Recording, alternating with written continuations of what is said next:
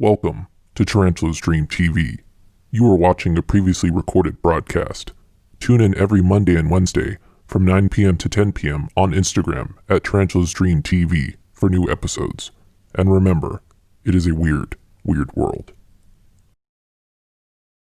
In 1969, a confrontation broke out between the human scientists and the aliens at the Dulce Underground Lab. The aliens took many of our scientists hostage. Delta forces were sent in to free them, but were no match against the alien weapons. 66 of our people were killed during this action. As a result, we withdrew from all joint projects for at least 2 years. A reconciliation eventually took place, and once again we began to interact. As far as I know, today we are interacting with the aliens. What happens to me is of no consequence, and I knew that when I started this. And over the last 17 years, I knew that someday I was going to have to get up and say this, whether I wanted to or not, whether I was afraid or not.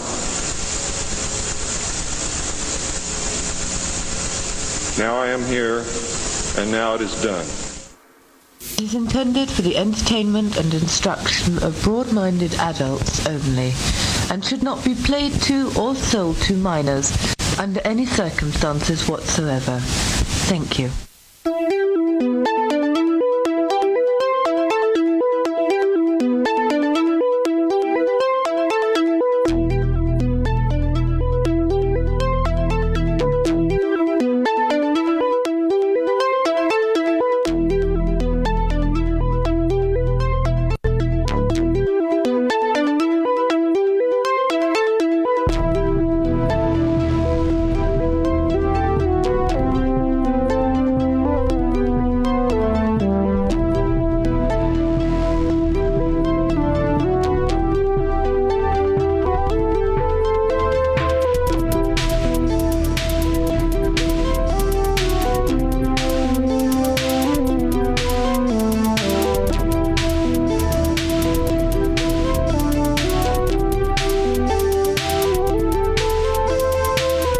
Broadcasting from the floating pie pan in the sky at Groom Lake Analog Recordings. Welcome to TarantulasDreamTV. Now here's your host, Samba.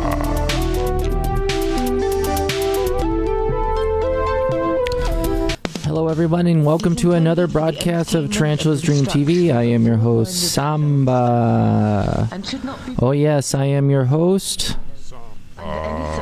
There we go. Sorry about some technical glitches over here. I had my I had a little thing fall off the edge of the counter and it totally messed up my intro for the night. So sorry about that. Anyway, welcome to TarantulasDreamTV. I'm your host, Samba.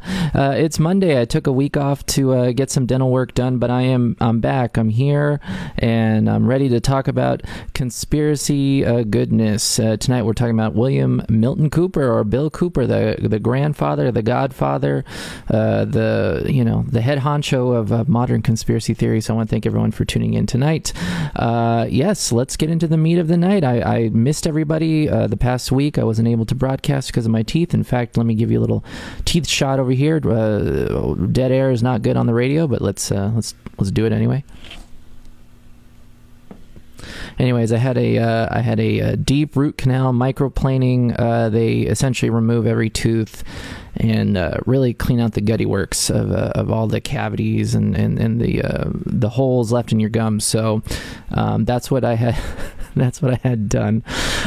Just kidding. They just cleaned my teeth, and I had some lasers. Literally, they had to use a laser on my gums to clean them out and stuff. So here I am. Anyway, so on to the meat of the night. Tonight, I got a couple headlines for you over here.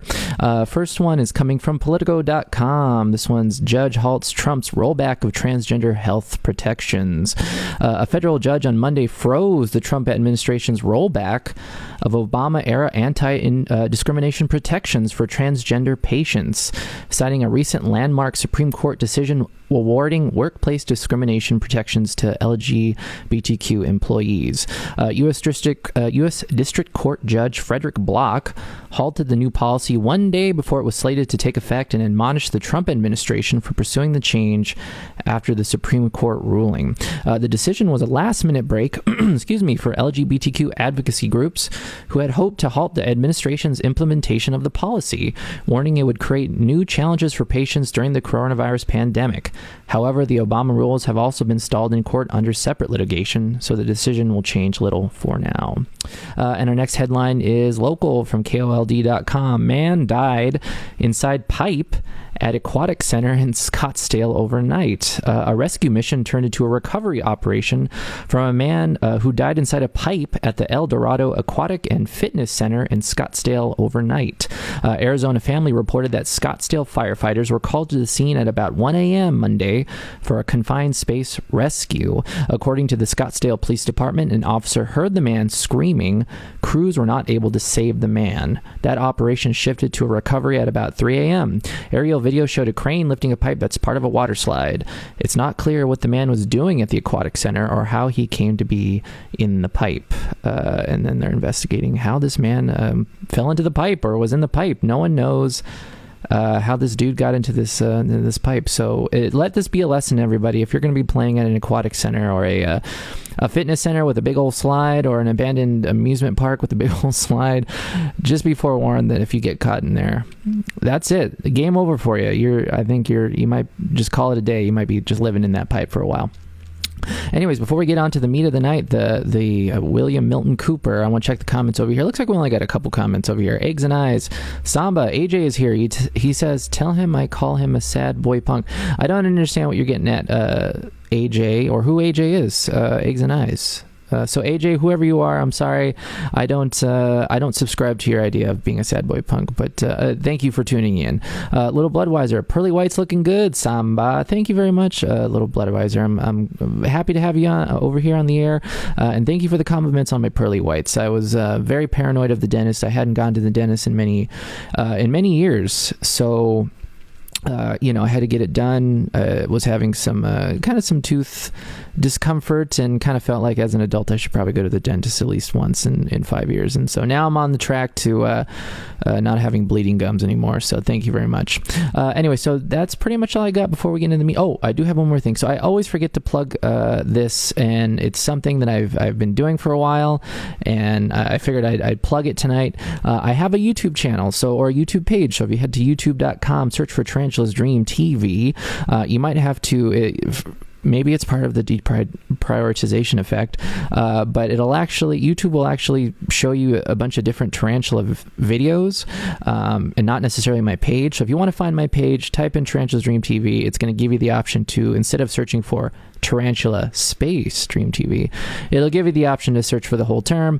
I've got all the previous broadcasts up on the YouTube, so if you'd rather watch it on YouTube in 1080p, it's high definition, you're more than welcome to go there for your Tarantulas Dream TV needs when I'm not on the air. So anyway, so on to the meat of the night. So Bill Cooper, or William Milton Cooper, Bill Cooper to his friends. Arguably, he is the main head honcho, godfather, the seed of modern conspiracy theory. Now, we've talked a lot about conspiracy theories here on the show. A lot of different people from the States all the way to England and beyond. Conspiracy theorists are just, there's tons of them out there, but there was something special about William Milton Cooper. Now, he was born in 1943 to the United States Air Force Lieutenant Colonel Milton Vance Cooper and his wife, Dovie Neal Cooper, in Long Beach, California. Now, little is known in regards to Bill Cooper's early life beyond what Cooper has stated in his books, lectures, and radio shows. So he's kind of a man of mystery in a lot of ways in regards to his life prior to becoming the conspiracy aficionado that he would become later on in his life. Now, this is from Wikipedia, so this is pretty basic knowledge right here, but Cooper has claimed to have served in the United States Navy, the United States Air Force, and Naval Intelligence until his discharge in 1975. However, public records only indicate a period of service in the Navy with a ratings code of E5 or as a sergeant. So, not a private, but definitely not anywhere. He wasn't a top military brass or anything. But he did do a tour of duty in Vietnam with 2 service medals. So he was a veteran. He then attended a junior college in California and worked for several technical and vocational schools before making his conspiracy theories known beginning in 1988. Now, it is because of this time serving in the military that Cooper was able to obtain documents detailing secret government projects involving false flag operations, alien contact, secret government weaponry to control the human mind, and more. So much like Philip Schneider, Bill Cooper is a divisive and polarizing figure amongst the UFO conspiracy community, with some seeing him as a true whistleblower, predicting future events, technology, and government surveillance programs far before their actual prevalence in modern society, while others view him as another disinfo agent, feeding into the paranoia and distrust that eventually led to the modern militia movement. And in fact, the Oklahoma City bombing perpetrator Timothy McVeigh was a fan of Cooper's theories and his radio show Hour of the Time, which we will dive into on Wednesday. So a little background on William Milton Cooper, or from here on out, Bill Cooper. We'll consider him a friend of the show, even though, honestly, if I probably met him in real life, I don't know if I'd particularly like him or not. So I guess I could say early on in my life, when I was getting into conspiracy theories and kind of paranormal stuff and just kind of stuff on the fringes in regards to this kind of subject matter, I read his book, and I got into Bill Cooper. I got into his radio show for a while. I didn't listen to it live on the air, as it was on when I was quite young and was probably way too young to even understand anything that he was talking about. But I did read his book. Now, his book, Behold a Pale Horse. Now, I do have the cover or a picture of the book right here. Let me pull it up for you all. There you are. Very nice artwork for the book. Was published in 1991. It's a 500-page book detailing Cooper's findings and theories regarding the government, the Illuminati or the NWO, aliens, secret projects, and false flag operations. Now, despite the length and overall dry nature of the book, because there's not much humor being anywhere to be found when describing paradigm-shifting ideology, the book is still seen as a pillar in the conspiracy community, converting curious individuals into full-blown conspiracy junkies, which is honestly how I got into a lot of conspiracy theory stuff, was reading this book. Now, I didn't know this until researching this book, but apparently Behold a Pale Horse at one point was one of the #1 read books in U.S. prisons. So people serving, long-term sentences in prison for a bunch of different things we're reading this book. Now, whether or not that kind of gives you an idea of sort of the minds that are being shaped here when you kind of start hearing about some of these theories is up to you. But I thought that was a very interesting fact, that this was one of the #1 books being read in U.S. prisons. Now, this is from, these are just reviews from Goodreads.com, which is a website that kind of just... it's like a book repository. You can read reviews on books. I think you can buy books from Goodreads.com. Not all of them are Goodreads, I would imagine. But anyway, these are some reviews of the book. Now, this user said, "This is the book that changed my whole way of thinking. Everything in this book may or may not be right and exact, but it will definitely make you think. This book gave me a whole new perspective on the way I view the world. This is the first book that gave me confirmation on something that was in the back of my mind for a long time, that something is not right. I thank William Cooper for publishing this book and setting me on my own path for seeking the truth. I highly recommend that anyone that can read this book do so." Another review went, "Wow, Conspiracy Theorist Bible. Also, if you care to have a deeper understanding of why hip-hop got political in the mid-90s, it has everything to do with this book. Just an interesting note, most of this book contains classified documents, mostly blacked out. Also, everyone involved in this book being written were killed. Another review went, "This book scared the crap out of me. If you believe in any conspiracy theories, you will love it. But be warned, there are things in this book that will have you thinking a whole lot of craziness is going on. I had to put the book down for a while and start back up." And the last review. Now, this review kind of caught my eye because this review was written quite recently, which kind of shows you that people are still checking this book out. This user wrote, "I highly recommend reading or listening to Behold the Pale Horse. Everything he has said is slowly being unraveled by Q. It is also quite tragic how Bill Cooper was murdered not long after 9/11. So, spoiler alert, maybe I should have prefaced that review with a spoiler, but Bill Cooper is not with us anymore. But the more interesting fact with this quote, I would say, is them revealing that they believe that a lot of the things in this book are now currently being unraveled by Q, or our favorites, or I would say well, maybe not our favorite, but but the most more current mainstream conspiracy theory, QAnon, which I discussed with Earsat's Ghost, a lovely guest on the air a number of weeks ago. QAnon being a conspiracy theory involving Donald Trump arresting and taking down a global cabal, or at least a national cabal of satanic Illuminati child traffickers, pedophiles, that whole thing. Essentially, that's what QAnon believes, and they're being leaked information by a highly confidential source somewhere within either the administration or somewhere underground. They don't quite know, but apparently the theories presented in this book are now being unraveled by Q.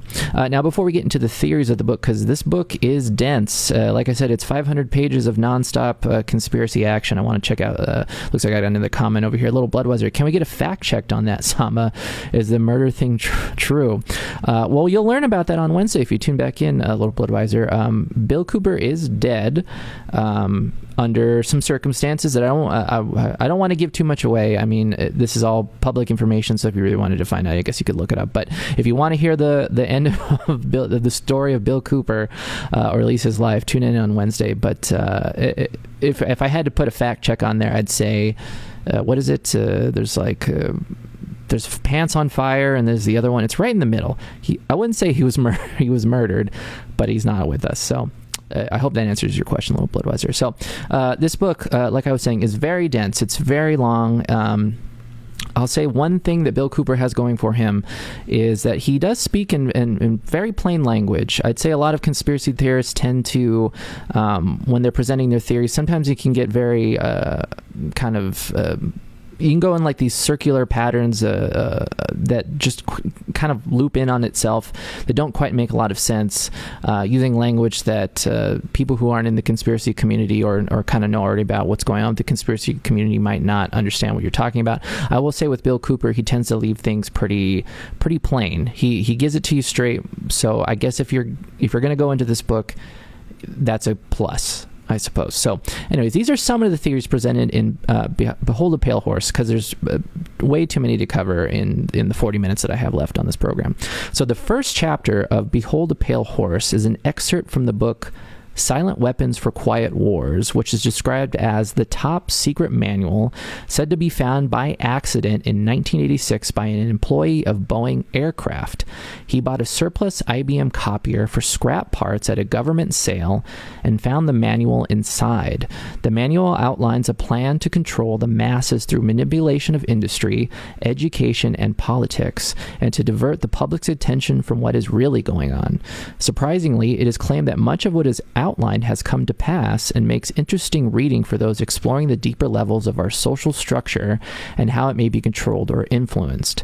It describes the methods used by the NWO or the Illuminati to control the public, which will be described a little bit later on as I kind of get into the broadcast. But so the very first chapter is kind of throws you right into it. So essentially, Bill Cooper just takes this part of this Silent Weapons for Quiet Wars book that was found in a copier, apparently, which, again, for a global conspiracy in regarding the Illuminati or the NWO, seems a little suspect that they would allow or just kind of misplace a document that essentially spells out their entire plan for world domination, I guess you could say. But I guess, everyone makes mistakes. Everyone spills a glass of milk every now and then. But essentially, the first chapter goes into detail, and it's essentially saying that the entirety of society is sort of a social experiment being run by the global elites throughout history. They're manipulating the economy, the news media, essentially every aspect of life to try to gain control of the world, essentially, or the country. They do that by inflation and withholding social programs from people. They, we'll get into it on Wednesday, but it even gets into the idea of AIDS as a weapon by the government. So again, it does get pretty deep, but essentially the Illuminati are trying to control the country through a lot of different like social experiments. So another theory in this book, President Truman created the super secret National Security Agency, or the NSA, by secret executive order on November 4th, 1952. Its primary purpose was to decipher the alien communications, the language, and establish a dialogue with the extraterrestrials. This most urgent task was a continuation of the earlier effort. The secondary purpose of the NSA was to monitor all communications and emissions from any and all electronic devices worldwide for the purpose of gathering intelligence, both human and alien, and to contain the secret of the alien presence. Project Sigma was successful. Now, what is Project Sigma? Now, one thing that is going to become quite evident with this book is that he gets into a lot of secret government programs, most of which are obviously under different project names, much like Project Sigma over here, which I will get into. So if you're reading along or you're listening along, if it gets a little confusing, unfortunately, I'm sorry, that's just kind of the way the book is presented. He just kind of rattles off the projects. He does give a little background on some of the projects, so it's not all left to your own devices. But having said that, some of them you do kind of have to do your own research. And that is one thing that I will also give Bill Cooper credit for. Throughout the entirety of his tenure, kind of traveling the UFO circuit, the conspiracy circuits, the prepper circuits, and writing this book and his radio show, he always wanted you to know to never trust what he said. And this was a quote from him, more or less. Never trust what he said.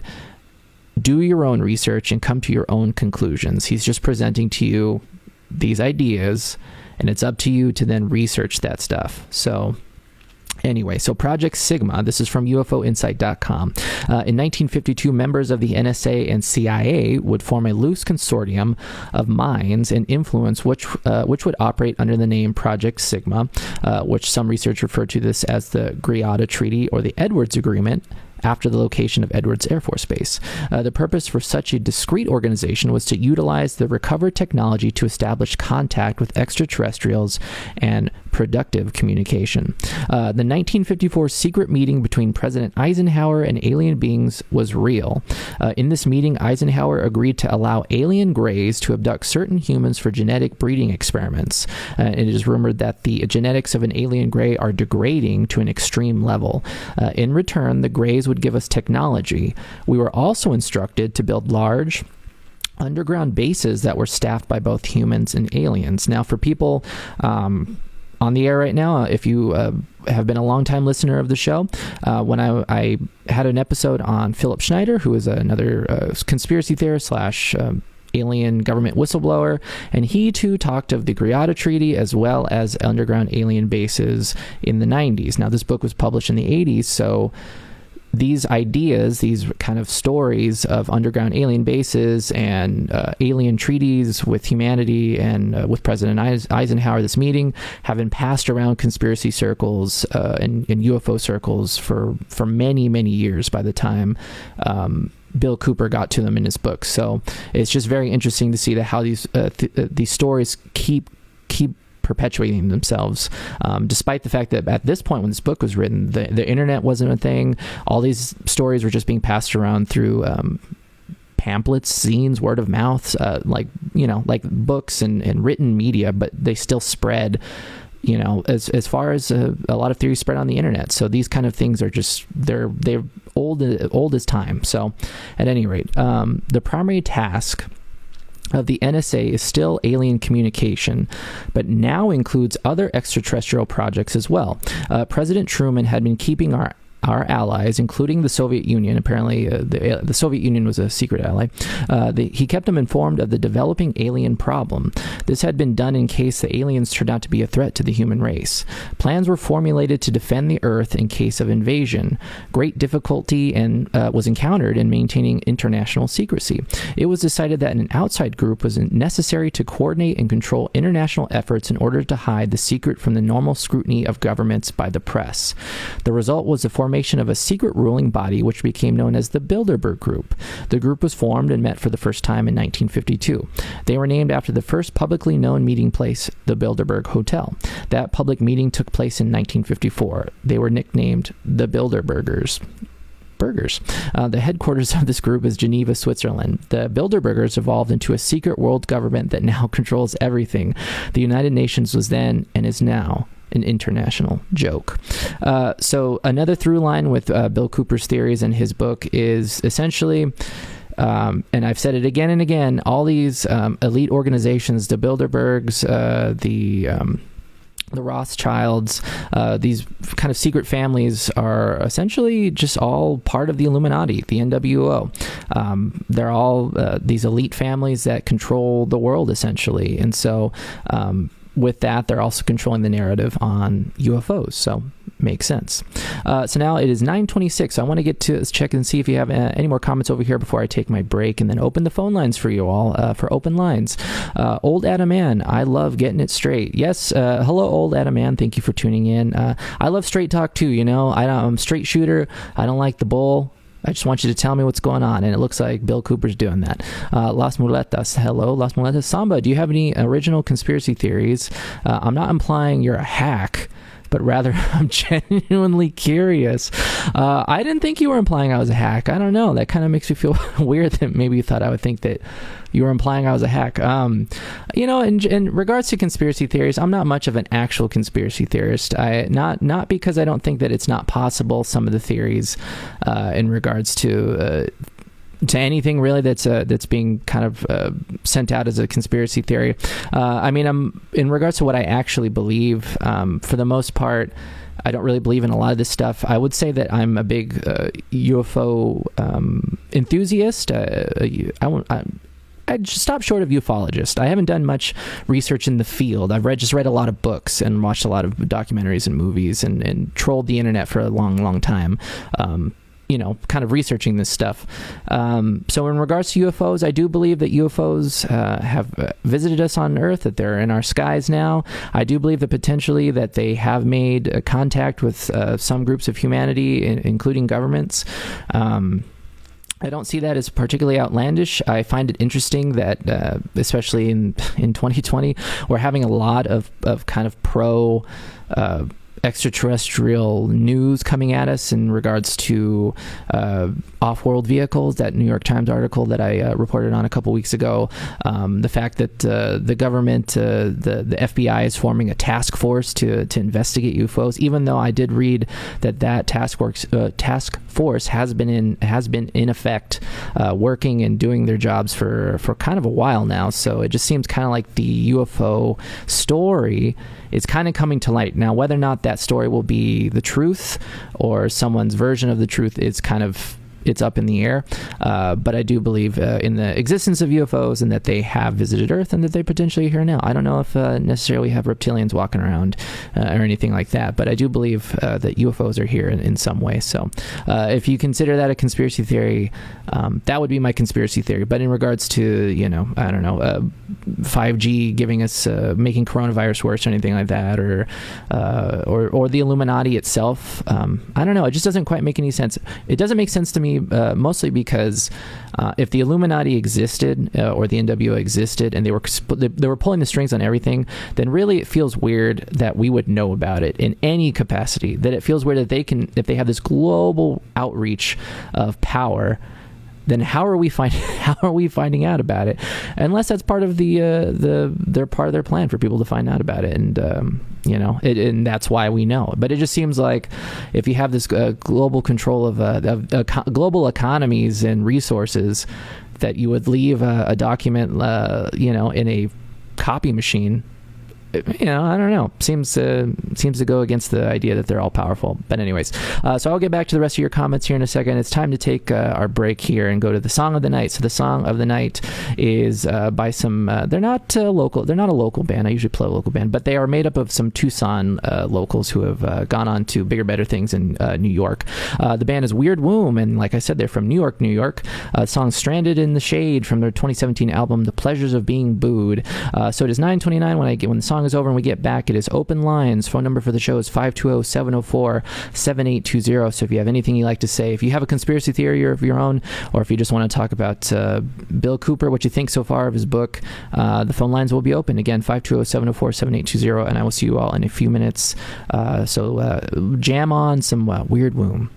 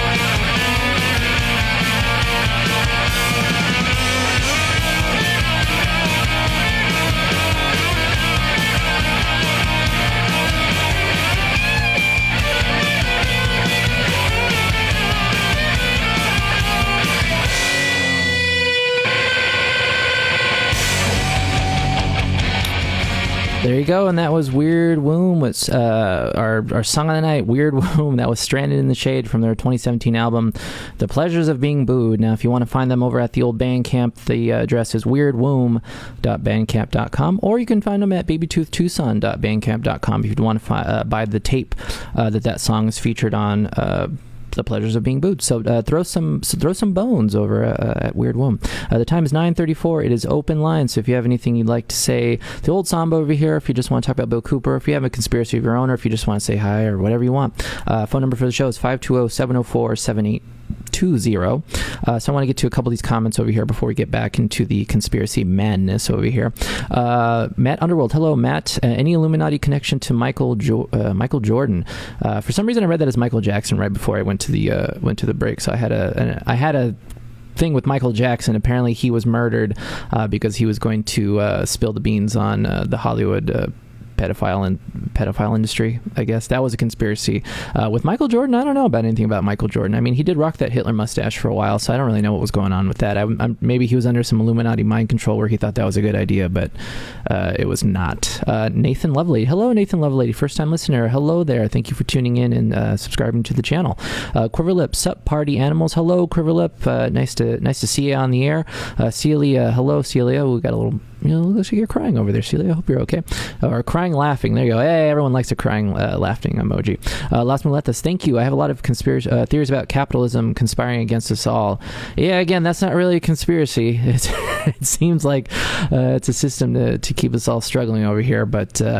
I guess to some people it's a conspiracy. Celia, is that a conspiracy though? My thoughts exactly. Las Muletas, we've bought into it. Yes, we have. Matt Underworld, semi-local band. Yes, Weird Womb, a great band. New York, but made up, I think it's, at this point, it's 3/4 of the band are former Tucsonans. So... yeah, we'll call them an honorary local band. Celio, very hard to escape unless we go live somewhere else. Yeah, I've been thinking about that too. I've been kind of thinking of where I would make my move post-November if things go a certain way. And I still haven't come up with a plan yet, but it's something in the back of my mind. Nicholas Cage Fight. Hello, Nicholas Cage Fight. Job Ronson has a good book on different conspiracy theorists. I will check. Or John Robson. Ronson. Thank you very much for that suggestion. So everybody, if you go look up John Ronson, you can check out his book on conspiracy theorists. And I will check on this author's book as well. So thank you for the recommend. Old Adam Man. How was that oral surgery? Can you feel the listening device? Well, I guess you weren't here for the beginning of the show. Yeah, so I went into the dentist. I had 3 different appointments, which is a big pain because of insurance. Bad insurance business. I don't know what you want to call it. I almost cursed. No cursing on the radio. Yeah, it was fine. I mean, I'll show my teeth again. There, I don't know if you can tell that they removed every tooth and kind of shined them up at the bone level, and then filled it up with some delicious bubblegum flavored goo. It doesn't seem to be creating feedback with the mic, so that's good. Yeah, it looks like they probably perfected the listening devices within teeth. I always thought it was. I always enjoyed that video clip of that old Eon Flux MTV cartoon, late night cartoon. I'd stay up real late when my parents went to bed to go watch it, and they would pass secret messages inside teeth. They'd open it with their tongue or something. So there you go. And Matt Underworld, I missed the answer to my conspiracy question. The answer was I don't know any Michael Jordan conspiracy theories. I had mentioned that he had that Hitler mustache for a hot second when he was doing those Hanes commercials, and I thought potentially if to create my own conspiracy theory, maybe he was under some Illuminati mind control. I think that was a good idea to have a Hitler mustache for a while. But it also could have been that he's a multi-millionaire, billionaire, or whatever, and just felt like he could do whatever he wants and could wear a Hitler mustache. But Michael Jordan, celebrities, what are you going to do? Anyway, so it is 9:38, open lines, 520-704-7820 if you'd like to call in and ask old Samba here a question, or if you just want to talk. So back to some Bill Cooper conspiracy theories from the book Behold a Pale Horse. One of my favorite conspiracy books, super long, super dense, but he gets deep into his ideas. So last I left off, I was talking about the NSA and kind of their part in forming different kind of subgroups, Project Sigma, to kind of make contact with aliens and kind of keep our contact with aliens good. So this is from a website, exopedia.org. Now, this was a different project that was named in the book, Project Plato. So Project Plato was created in 1953 through a Sigma contact, when Sigma contact when they first made a contact with an alien spacecraft orbiting the planet. On February 20th, 1954, Project Plato secured a formal treaty, illegal under the U.S. Constitution, with the aliens. So apparently you can't make a treaty with the aliens because it's illegal against the U.S. Constitution, I guess. The terms were that the aliens would provide the U.S. government with technology. In return, the U.S. agreed to keep their presence on Earth a secret, not to interfere in any way with their actions, and to allow them to abduct humans and animals. The aliens agreed to furnish MJ-12 with a list of abductees on a periodic basis. According to Val Valerian, this treaty was renewed again within the Plato framework. Now, we're getting into the weeds already with this, but MJ-12 stands for Majestic 12, which is a group it's rumored to be made up of a lot of different high-ranking military officials and members of the Illuminati, but Majestic 12 is supposed to keep the alien kind of agenda under wraps. So that's who MJ12 is. And Val Valerian, if you remember from the Philip Schneider episode, was apparently the benevolent alien that's been working with the government for decades that Philip Schneider reported on and had a picture of. So this is who Val Valerian is. So editing Samba here, I made a mistake. I misspoke. My brain was going haywire here, but I said that Val Valerian was the alien that Philip Schneider had talked about in an earlier episode. That is wrong. Val Valerian's actually an author of a book series about The Matrix. Not the movie The Matrix, but essentially the sort of shadow world we live in, and kind of our world being fake, I guess. But yeah, no relation to the alien that was actually named Valiant Thor. Anyway, back to the video. On April 25th, 1964, at Holloman Air Force Base, New Mexico. It is possible that this resulted in the exchange from 1965 until 1978 of ambassadors under the project Crystal Night, or SERPO. Between November 2005 and April 2011, information was leaked onto the internet claiming that the U.S. government made contact with its inhabitants after a crashed UFO with a surviving crew member was found. In 1965, 12 volunteers were exchanged as ambassadors. A first attempt in 1964 had failed. They stayed on Serpo for 13 years before 8 of them returned to Earth. 2 died and 2 preferred to remain. The inhabitants of Serpo are referred to as the Eben. It is not clear, however, whether this would be their name or whether the expression is used as a generic way to refer to extraterrestrial biological entities. The film E.T. is an actual representation of an alien visitation by an EBE, along with Close Encounters of the Third Kind. So now it gets a little... Unfortunately, that particular theory gets a little murky because, again, it deals with a lot of government groups or secret projects that are all kind of working within each other under this umbrella of making contact with UFOs and aliens and kind of keeping everything secret. So already we're 3 projects deep with Project Plato, Project Sigma, and then we're also getting into the idea of Serpo. But essentially, if you watch the film Close Encounters of the Third Kind, apparently that was a thinly veiled reference to this project. So already you're ahead of the game if you've already seen that movie, as well as the film E.T. Now, this is from iSenseLogic.com. This is the story from being used from Bill Cooper's book about the E.T. contact that was the basis for the film E.T. Now, from iSenseLogic, it says the live alien that had been found wandering in the desert from the 1949 Roswell crash was named EBE, or Ebe. The name had been suggested by Dr. Vannevar Bush and was short for extraterrestrial biological entity. Now, that abbreviation EBE is still used today. EBE had a tendency to lie, and for over a year would give only the desired answer to questions asked. Those questions would have resulted in an undesirable answer, or that would have resulted in an undesirable answer when unanswered. At some point during the second year of captivity, he began to open up. The information derived from EB was startling, to say the least. This compilation of his revelations became the foundation for what would later be called the Yellow Book. Now, photographs were taken of EB, which, among others, I was to view years later through Project Grudge. In late 1951, EBE became ill. Medical personnel had been unable to determine the cause of EBE's illness and had no background from which to draw. EBE's system was chlorophyll-based, and he processed food into energy much the same as plants. Waste material was excreted the same as plants. These specialists included medical doctors, botanists, and entomologists. A botanist, Dr. Guillermo Mendoza, was brought in to try and help him recover. Dr. Mendoza worked to save EBE until June 2nd, 1952, when EBE died. Oh, very sad. Dr. Mendoza became the expert on at least this type of alien biology. The movie E.T. is a thinly veiled disguised story of EBE in a futile attempt it's a thinly veiled story of EB. So there you go. If you've seen the movie E.T., that stuff happened, according to Bill Cooper, as well as the website iSenseLogic.com, which pulls a lot of the information from Bill Cooper. Now, we're going to get into another group over here, another project, Project Rainbow.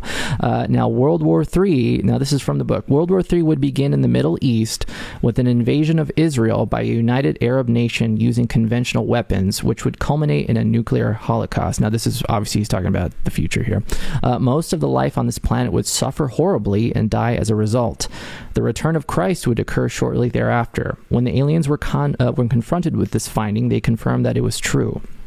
The aliens explained that they had created us through genetic manipulation in a laboratory. They stated that they had manipulated the human race through religion, Satanism, witchcraft, magic, and the occult. They further explained that they were capable of time travel, and the events would indeed come to pass if the conditions were not met.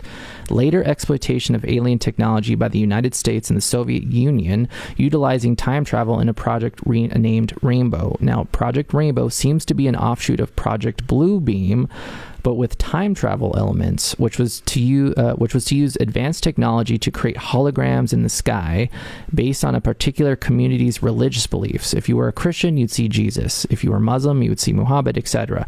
These fake sightings would be used to manipulate the public, a la the Antichrist. Now, Bill Cooper said, were they using our genuine religions to manipulate us? Or were they indeed the source of our religions which they had been manipulating us all along?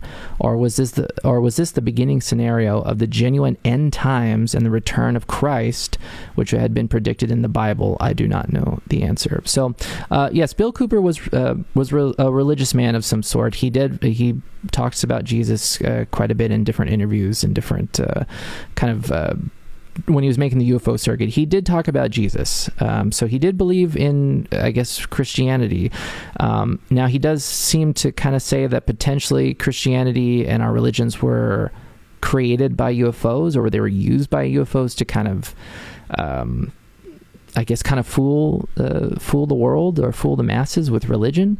So it is kind of interesting to think that he was a Christian, but also at the same time had this idea in the back of his head that potentially UFOs were just using religion, or were the kind of the creators of religion to kind of control us. So it is kind of, he's a complicated man, that Bill Cooper. Now, we're running about 15 minutes before the end of the show, so I do want to get into not the last theory in this book, because there's a ton of them, but this has to do with JFK, because JFK is a very, he was a president, he was assassinated, and there's a lot of conspiracy theories around JFK. So Bill Cooper had his own. The JFK assassination was carried out by the Council on Foreign Relations and the Bilderberg Group and Majestic 12 in an effort to keep Kennedy from spilling the beans on the truth about alien contact. By secret executive memorandum NSC 5510, Eisenhower had proceeded to establish a permanent committee to be known as Majestic 12. So it kind of gets into the idea of Majestic 12, which I have explained. So Bill Cooper was reported to have an unedited copy of the Zapruder film that he claims show William Greer, who was the driver of John F. Kennedy's car, shooting Kennedy in the head with what appears to be a .45 caliber weapon, which was also rumored to be a specially designed electrically operated weapon similar in appearance to a .45 caliber weapon, but used exploding bullets laced with a deadly fish toxin, before turning around and speeding away.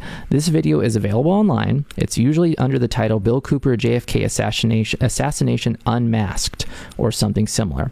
Now, the official Zapruder footage found elsewhere is said to be digitally manipulated, including a blood-burst halo effect, as well as a skin flap. So, and I actually do have a clip of that unmasked Bill Cooper video. So I'm going to play you a clip of that, and he does show. Now I'm going to put a trigger warning on here. I feel like most people on the air or online who's watching have probably seen the JFK assassination, the Zapruder film, have seen the footage in some way, either in school or kind of watching it on your own just out of curiosity, or it's been used, I think, in film and movies. I'm sure we've all seen it at some point, but I am going to put trigger warning. It does show it, him getting shot. So if you don't want to see that, feel free to kind of turn away. But here is Bill Cooper kind of talking about his belief on who killed Kennedy. Methods for assassinating Castro already existed. This is Fort Detrick, Maryland. This once secret facility was home to CIA experiments with drugs like LSD. It was also an armory for the agency's executive action capability, a program begun under the Eisenhower administration for disposing of unwanted foreign leaders. Some of the plots called for lethal poisons that were manufactured here. These are what we call Class 3 cabinet systems. They're gas-tight systems for working with almost complete safety with any infectious diseases, toxins. Things such as the shellfish toxin are very toxic indeed, particularly when highly purified. And I understand that these could be placed on steel needles and fired with air guns into an animal and induce death almost immediately. So that they were apparently a very effective, or could be a very effective type of covert weapon. Well, now that you've seen the gun, and now that you know that the shellfish toxin did exist, and that this weapon was capable of firing it in pellets or on needles and killing animals and people, things take a more sinister turn. And Bill Cooper's not quite as crazy as everyone thought he was in the beginning. Show you the best copy that we have of the Zapruder film, crystal clear, sharp color. You can see everything that happens in that automobile and around it, clear as a bell, that I'm now going to show you. Watch now with your own eyes. And remember, if you think that William Greer drew a pistol and turned around and pointed at the president because he heard shots, you also have to understand that it's the job of any other Secret Service man who sees anyone pointing a pistol at the president to shoot him on the spot. No, William Greer killed John F. Kennedy. And here's the proof.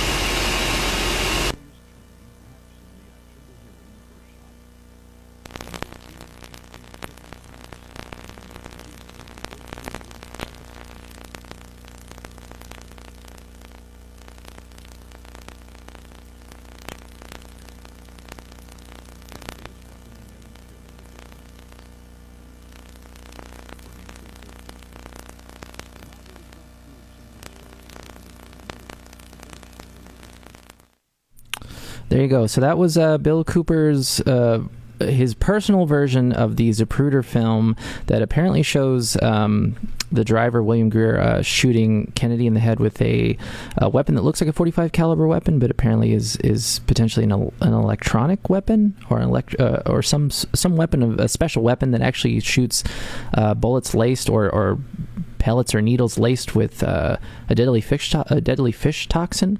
Now, one thing I find kind of interesting about that video is, even though probably at the time when he made this video in the 90s, the resolution was crystal clear and clear as a bell, as he said, but because of the kind of the invention and the advent of HD film, HD kind of being the standard now, it's actually not clear at all. So I watched that video over and over again to just try to see what he was saying. Now, they do turn around, both the driver and the person sitting next to the driver turn around when I think Kennedy's initially shot, and they turn around to see what was going on, but I can't tell if Greer is holding a weapon in his hand, but apparently you can. And I don't understand what the kind of like CGI car thing that's like above that footage is supposed to be either. So I don't know, but that is the footage he was kind of taking with him and sharing with people to show that apparently the drivers who killed Kennedy, and he was killed because Kennedy was kind of threatening to reveal the Illuminati secrets of aliens, of UFOs, and they didn't want that. So that's Bill Cooper's theory. Now, I have I got a little bit of time before the end of the show, so I do want to get to some of your comments before we call it a show for the night. So, Quiver Lip, Misfits single cover for me. Yes, the Bullet single, I believe, is the one with the Kennedy being shot in the back of the head. So, Little Bloodweiser, inspired to take a big fashion swing by his bulls, Bud Rodman, and missed. Yeah, Rodman's the only one who could pull off those kind of like fashion statements, I think. And yeah, he he missed hard. Matt Underwood looks like Matt Underwood, Michael Jordan, MJ 12 plus 12 equals 24, 1 equals 23. Oh, wow, look at that. So folks on the air, it looks like Michael Jordan's name is just when you kind of spell it out with using numbers, it's just all conspiracy, baby.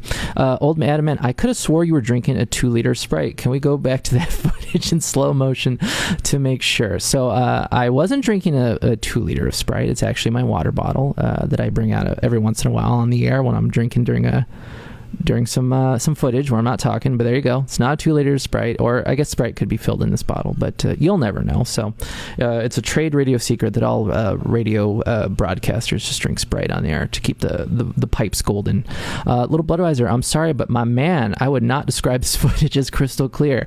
Oh yes, again, it's unfortunate for the footage that we've come so far in technology that we haven't been able to remaster the Zapruder footage to be more crystal clear, but yep, unfortunately, his footage is neither crystal nor clear anymore.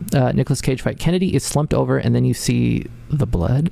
Apparently, yeah. Again, the footage is still very. I mean, I don't know. Has anyone actually ever done an HD kind of remaster of the Zapruder footage? Even the official Zapruder footage, not like apparently the ones that we have now, according to Bill Cooper, has been CGI'd and doctored. So you may not be able to trust that, but it still seems like. Yeah, it seems like that would be worthwhile to kind of just remaster it or I don't like calling it remastering. It kind of makes it seem like it's like I'm talking about like an album or like a movie or something, but bring it to HD, at least it's educational. I mean, we've all seen it, and it's not like, I don't know, it's historical footage, so I would imagine an HD remaster would be good. Matt Underwood, fair analysis, thank you. Nick's Cage fight. I actually don't know how many times was Kennedy shot. I believe he was shot twice. He was shot once, which is why he was slumped over, and you see Jackie Kennedy kind of. He's kind of slumped over, and she's kind of like grabbing him a little bit, and that's initially why I think everyone kind of turned around to look at him, and then the second shot is what actually was the headshot and killed him. So that's shot twice, as far as I know. I don't think he was shot a third time. Old Adamant, you just CGI'd that stuff.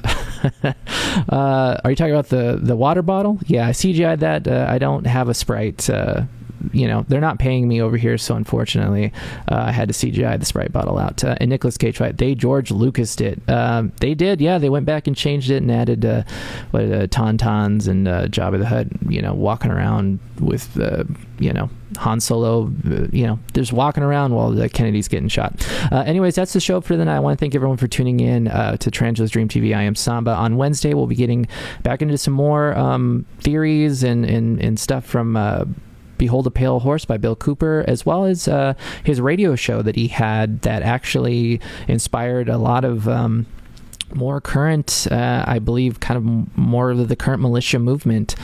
So it's going to get a little, we're going to kind of skew away from the more fun, if you could call it that, the more fun conspiracies in regards to Bill Cooper, and more into some of the more militant stuff, which is not as fun, but that's where the story is heading. So anyways, if anyone has any comments or questions or suggestions for future shows, the phone line is always open, 520-704-7820. So if you'd like to call and leave a message after the show's over, you feel free. I do listen to all the messages. I do get a couple. I had one on the air the other week, Chip Time. They were talking about Bigfoot, how we should refer to a group of Bigfoot as Bigfoot, not Big Feet. I was schooled on that one. So if you have some more schooling to do for Samba, please give me a call. But anyways, I hope everyone's staying safe out there. Social distancing if you can. Wear a mask if you go outside. And remember, it is a weird, weird world. Take care.